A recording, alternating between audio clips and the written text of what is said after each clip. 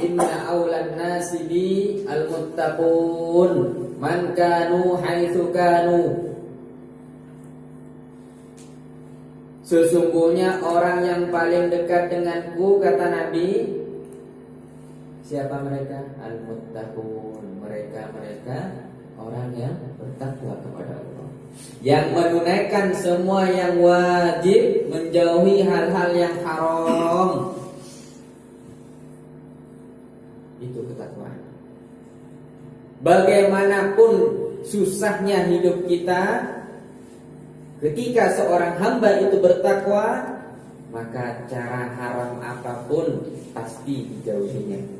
Kenapa? Karena dia lebih takut azab neraka dibanding siksa di dunia,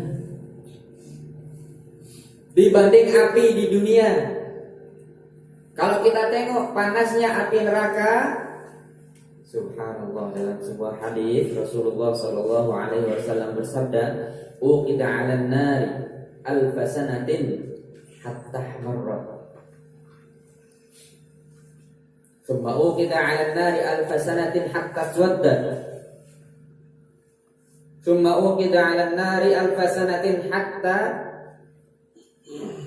ibyaddat. Ibyaddat dulu baru swaddat. Apa maknanya? Neraka dipanaskan selama 1000 tahun sampai merah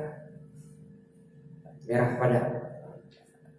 1000 tahun lagi dipanaskan sampai pemutih. 1000 tahun lagi dipanaskan sampai hitam legam. Fahiya sauda muzlimah.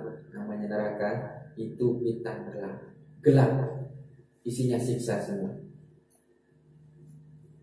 Siapa yang tahu neraka? Nabi sudah pernah melihat neraka. Tapi bukan berarti beliau sempat masuk ke dalam neraka, tidak.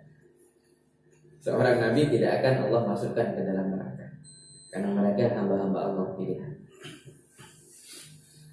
Jadi apa kata Nabi tadi? Inna awlan nasi bi al-muttaqun man kanu haitsu kanu. Sedekat-dekatnya orang kepadaku itu adalah orang-orang yang bertakwa, siapapun mereka, dimanapun mereka berada. Itu makna haji, saudara-saudara. Makna haji, meskipun kita jauh dari Nabi, maka beliau sekarang di Madinah, bukan berarti orang yang hidup di Saudi itu orang baik semua. Mengapa?